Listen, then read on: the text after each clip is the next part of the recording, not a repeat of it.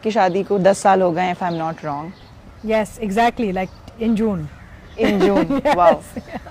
How did you guys come together? Should I give that story? Okay. Basically हमारा एक पुराना ताल्लुक था. एक तो हमारी फैमिली फ्रेंड्स थे, हम लोग आपस में जानते थे एक दूसरे को, सोशली जानते थे. और फिर हमारी शादी से कुछ अर्सा पहले हमने सोशल वर्क बहुत साथ किया हुआ था. और फिर एक ऐसा टाइम आया जब मेरा मतलब ये भी सिंगल थे, मैं भी सिंगल. तो फिर उसके बाद हमने दोस्ती को आगे बढ़ाया और सोचा कि वाई नॉट, अगर हमने इतनी चीज़ें साथ ही करनी तो एक अपनी ज़िंदगी भी बना सकते हैं साथ. आसान काम नहीं होता, बिकॉज ऑब्वियसली आपकी एक उम्र होती है जब आपके बच्चे बड़े बड़े होते हैं. इनकी तरफ भी कुछ मसले हुए बच्चों के, मेरी तरफ भी हुए. मेरी बेटी शादीशुदा कहती है अम्मी मैं अपने इन लॉज को क्या कहूँगी. तो मैंने कहा आप उनसे कहें कि आपकी अम्मी हलाल काम करने जा रही, हराम काम नहीं करने जा रही, तो इसमें शर्मिंदगी की कोई बात नहीं है. ठीक है, जान पहचान जैसी थी, वेरी कैजुअल. लेकिन जब मैं अमेरिका में था और मेरी मुलाकात हुई थी इनके साथ, and at that time when I heard a talk, मैं बोला कि शी इज़ वन वुमन, यानी कि she is not, I don't know her as an actor, I know her as a person who cares and is involved with human beings. जो सिलसिला शुरू हुआ interest वाला, वो एक ऑब्वियसली म्यूचुअल रिस्पेक्ट से शुरू हुआ. फिर बाद में ऑफ कोर्स मोहब्बत भी हुई. तो मोहब्बत के बगैर तो इंसान शादी का इस उम्र पे नहीं सोचता. और एक वाज़े तो ये चीज़ थी कि चैलेंजेस आएंगे, क्योंकि ऑब्वियसली आपके बड़े बड़े बच्चे हैं. आप मेरे साथ तो हमारे निकाह पे तो मेरा नवासा मेरी गोद में बैठा हुआ था. एज इंडिविजुअल्स एक मेच्योर एज में और शादी का फैसला करना विद ऑल द चैलेंजेस, वो कैसा था as a woman and as a man? Atika ji. खैर जहाँ तक मेरा ताल्लुक है, मैं तो समझती हूँ मोहब्बत की कोई उम्र नहीं होती है. यहाँ पे जो फ़र्क होता है वो ये होता है कि बच्चों को कैसे बताएं. जैसे मुझे याद है हमने ये एक बात की कि कैसे करें. ठीक है, करने का हमने फ़ैसला किया, लेकिन कैसे करें, क्योंकि हमारे तो बड़े बड़े बच्चे हैं. अब ऐसे धूमधाम की शादी तो will not be very tasteful. तो इनिशियली हमने सोचा कि ऐसे करते हैं, हम जाते हैं, हम एक रजिस्टर कर लेते हैं वकील के साथ, उसका एक निकाहनामा साइन कर लेते हैं, और फिर हम एक लंच या डिनर फैमिली के लिए करके उनको कहेंगे हमने निकाहनामा साइन कर लिया है. आइडिया तो बड़ा अच्छा था, दोनों को अच्छा लगा. मेरी एक बहन है, उन्होंने कहा ये तो नहीं हो सकता, आप अगर शादी करेंगी तो हम तो सब साथ होंगे आपके. तो फिर that converted into like a proper like morning निकाह इवेंट. रिस्क तो होता है कि it may not work, because आपकी ज़िंदगी में स्ट्रेस होता है, चैलेंजेस होते हैं, बहुत से लोग होते हैं जिनको साथ लेके चलना पड़ता है. बट शुक्र अल्लाह का, जून इट्स 10 years. मेरा version. You're obviously not communicating at home at all. नहीं, it's not a version. It's like, I think ये जो कह रही हैं बिल्कुल सही कह रही हैं. एक होता है अट्रैक्शन होती है, एक मोहब्बत होती है, लेकिन अगर उसको ब्रेक डाउन करें तो वो होता क्या है भाई. मोहब्बत तो ठीक है, मतलब एक तो होता है ना फिजिकल अट्रैक्शन होती है, लेकिन I think there is respect. Respect इस तरह से कि आई थिंक आई एडमायर हर. फिर हम सोचते हैं कि क्या करें ज़िंदगी में, ऐसे ही चलता रहे या कि but I want to share some more time with you, I want more involvement in your life, I want more. तो जब वो मोर आता है तो then naturally you have to think कि what's the right thing to do. And the right thing to do is I had to wait till she propose to me and said कि हमको शादी करनी चाहिए. हाँ, ये भी एक बड़ी अनयूजुअल कहानी है बाय द वे. तो अक्सर लोग कहते हैं ना कि द मैन शुड प्रपोज.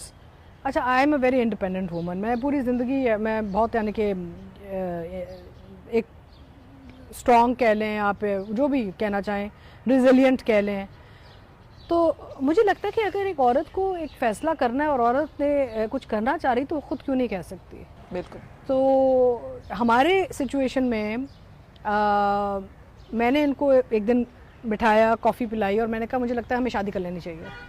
बच्चों की आपने बात की, आपके पास्ट रिलेशनशिप जो रहे होंगे, आपने एक्स इन लॉज की बात की, इस तरह की चीज़ें जो शादी के शुरू के सालों में किस तरह वो सामने आई और किस तरह आप लोगों ने फेस किया? ओके, तो मैं आपको पहले मेरा वर्जन. इनको हम मौका देते हैं अब ना. मुझे मौका दे दें.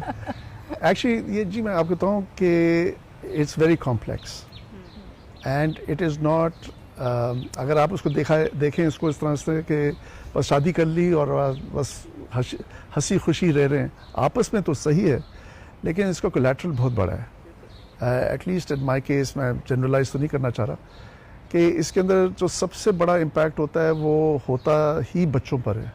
अगर मैं कहूँ कि मेरी ज़िंदगी किधर है, वो बेहतर है, मैं खुश हूँ, she knows how to pamper me. In my case fortunately बच्चों ने मेरे स्ट्रगल्स देखे हुए हैं, तो मुझे उस लेवल पे कभी कोई वो नहीं हुआ कि आप क्या कर रही हैं या ये ना करें, या हम none of my children have switched off, they've been very respectful. आप लोगों ने अपने बच्चों की बात की, आपने मेंशन किया था 7 children between you two. Between the two of us, yes. So बेटियां कितनी हैं और बेटे कितने हैं? 3 बेटियां और 4 बेटे। और Collectively. ग्रैंड चिल्ड्रन का भी पूछना हाँ। कितने हैं? कितने grandchildren? नहीं, डेफिनेटली 5, लेकिन आई एम जस्ट सेइंग कि ये तो एक माशाल्लाह एक पूरा कुनबा है।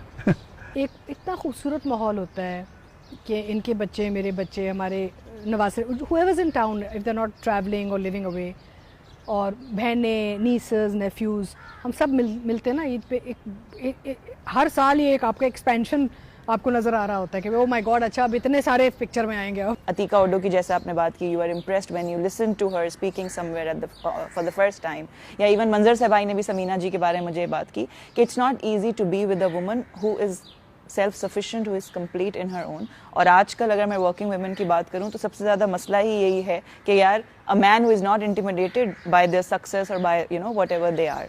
सो ये चीज़ कैसी है इस वालदा जो थी वो सरकारी वर्किंग वुमन थी।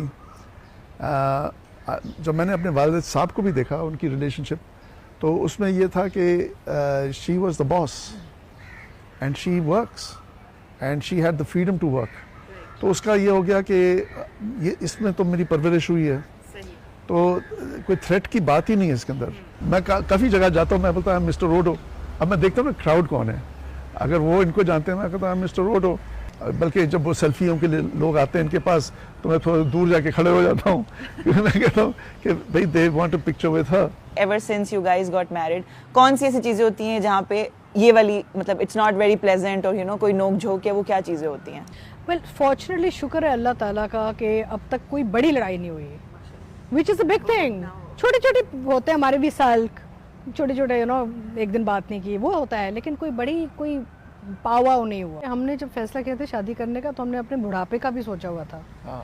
This is very important talk about, we are talking about a lot of other things, but actually हमने ये सोचा कि बच्चे बड़े हो गए हैं, अपनी अपनी ज़िंदगियाँ गुजारेंगे, मैं अकेली, ये अकेले, बुढ़ापा आएगा, कुछ अच्छे साल रह गए हैं before we can not travel और we can not do things that people can when they are still physically able to. तो हमने ये सोचा, हमने कहा यू नो ये एक बहुत अच्छा एक पार्टनरशिप होगा, हम दुनिया में घूमेंगे। चलें वो काफ़ी कुछ शुरू में साल में बहुत घूमे, फिर कोविड आया, I mean we had each other 2 साल, जो हम ये पहला साल तो लॉकडाउन था पूरा ना, हम एक दूसरे के साथ हम एक वो कंपेनियनशिप था। ये बुढ़ापा तो एक मेंटल स्टेट है, उधर तक तो गया नहीं मैं कभी कि क्या होगा, नॉट येट।